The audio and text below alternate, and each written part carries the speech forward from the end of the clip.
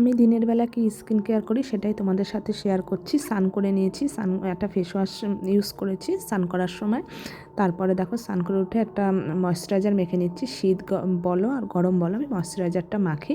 শীতের দিনে একটু বেশি মাখি আর গরমের দিনে একটু কম মাখি। তারপর একটা সানস্ক্রিন মেখে নেবো। আর আমার সানস্ক্রিনটা না ডাক্তারের কাছ থেকে আনা, মানে ডাক্তার দেখেই সানস্ক্রিনটা নিয়েছিলাম, যেহেতু আমার স্কিন একদম ভালো না।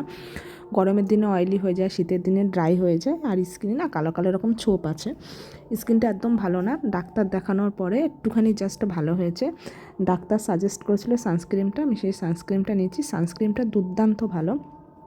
আর আমি স্কিনে সেরকম কিছু ইউজ করি না, ফেস ওয়াশ করে এই ময়েশ্চারাইজারটা মেখে নিয়েছি, তারপরে সানস্ক্রিনটা ইউজ করছি। আর সানস্ক্রিনটা না কোনো তেলা ভাব নেই, আর খুব সাদা ফ্যাকাশে টাইপের হয়ে থাকে না, স্কিনের সাথে না 5-7 মিনিটের মধ্যে মেল্ট হয়ে যায়।